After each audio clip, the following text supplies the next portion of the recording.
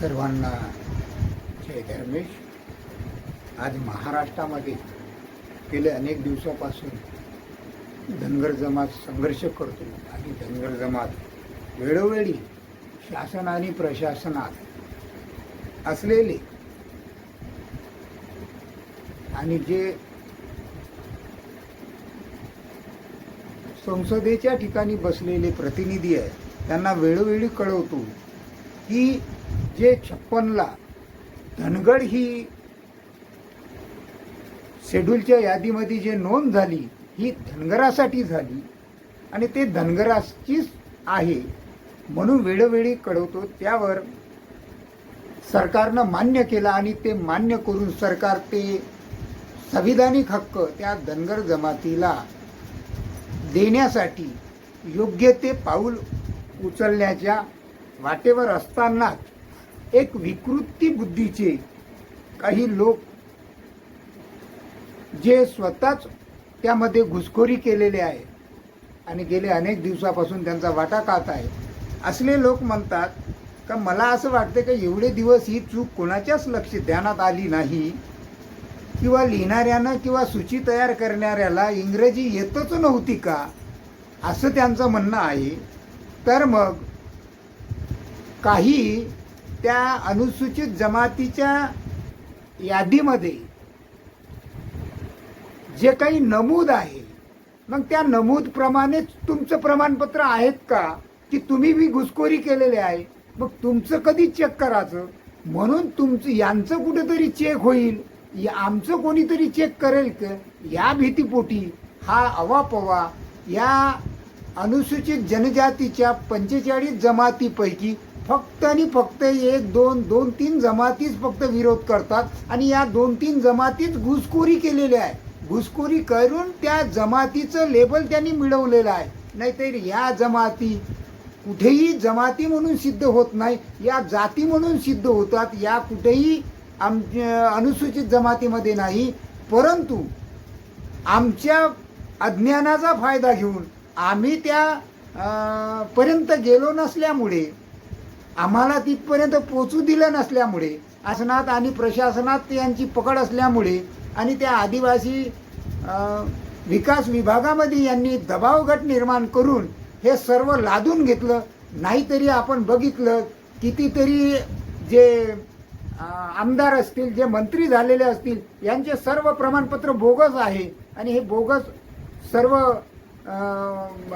लोकांच्या लक्षात आलेलं आहे. दुसरं त्यांनी म्हणतात की बा हे आमच्यातच का मागतात. तर मग ते अनुसूचित जमातीमध्ये 45 असं घरं बनवलेले आहे आणि त्या 45 घरामध्ये सर्व जमातीचे आपापले हक्काचे घर आहे. जिसकी जितकी संख्या भारी उसकी उतनी भागीदारी. परंतु हे आदिवासी जे झरवड सारखे आहे झरवड आहे हे बुद्ध पुरस्कार म्हणते आमच्यात काय.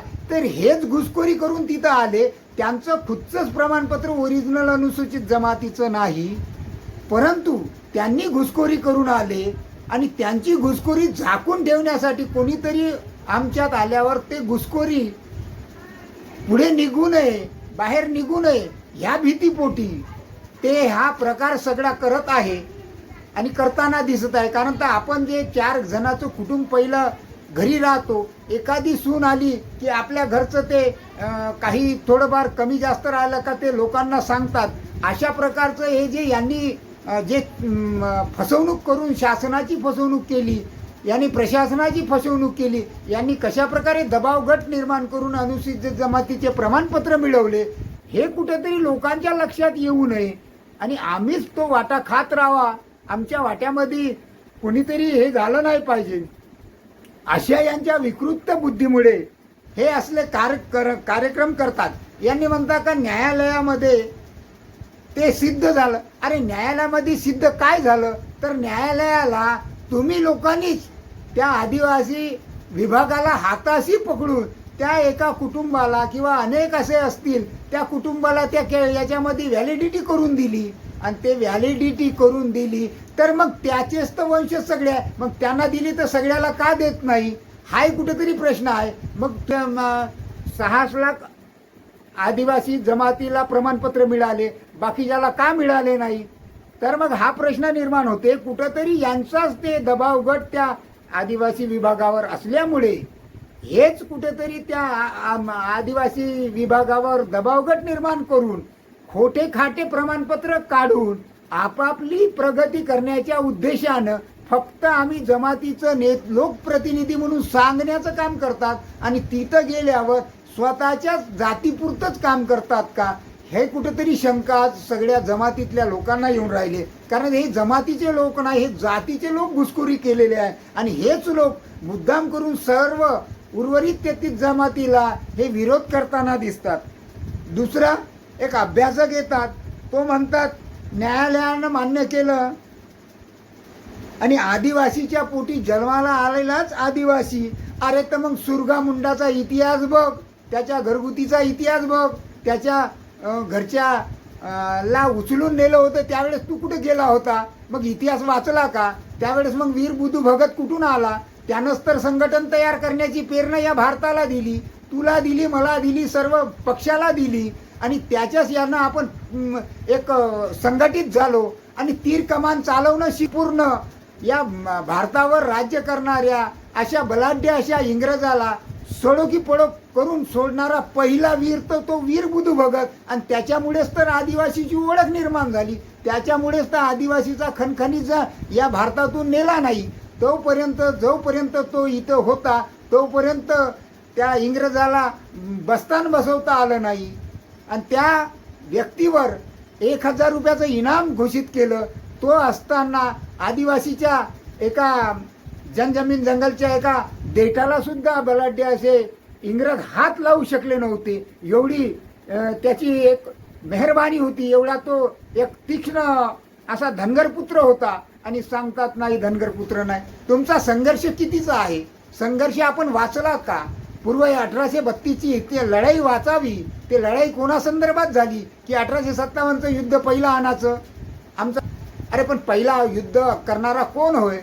मग 1832चं युद्ध जर पहिलं इंग्रजासोबत झालं त्यावेळेस राजाची बटालियन फौज सुद्धा त्या इंग्रजाच्या सोबतीला आली होती आणि त्यावेळेस जनजमीन जंगल वाचवण्यासाठी तो भाग आमचा आहे म्हणून हे सिद्ध दाखवण्यासाठी तो वीर बुधू भगत लढला.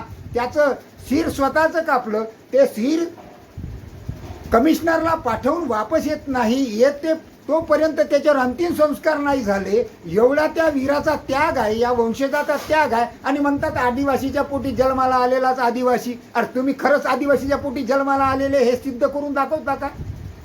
तुम्ही खुदच तर घुसखोरी केलेले आहे आणि तुम्ही दुसऱ्याला म्हणतात घुसखोरी केलेल्या. हे कुठेतरी इथून पुढे चालणार नाही. धनगराचे पोरं आता हुशार झालेले आहेत, त्यांनी स्वतः सगळं हे केलं. तुम्ही अनेक असे पैलू आजमावलेले आहे. तुम्ही आदेश सुद्धा इकडचा तिकडं हे शब्द छल करू वापरणं करण्याचे, कारण तर तुम्ही आहे कोणाचे तरी कटपुतली बाहुले बनून आहे आणि तुम्हाला फक्त आणि फक्त भुकण्यासाठी या उभं केलेलं आहे. त्याकरतानी तुम्ही तुमचं हे अटकट कारस्थान आता चालणार नाही. या राज्याचे मुख्यमंत्री माननीय एकनाथजी शिंदे साहेब हे सर्वसाधारण लोकांचं नेतृत्व आहे आणि ते सर्वसाधारण लोकांना न्याय देण्यासाठी तत्पर आहे आणि त्यांच्यावर दबाव गट तुमचा कसलाही चालणार नाही. आणि ते या अनुसूचित जमातीतल्या ज्या वंचित आहे त्या वंचित लोकांना न्याय दिल्याशिवाय राहणार नाही आणि हे लोक न्याय घेतल्याशिवाय राहणार नाही. तसं जर केलं तर मग आता आमने सामनेची लढाई आली सिंकली सिंगावर असंच होणार आहे.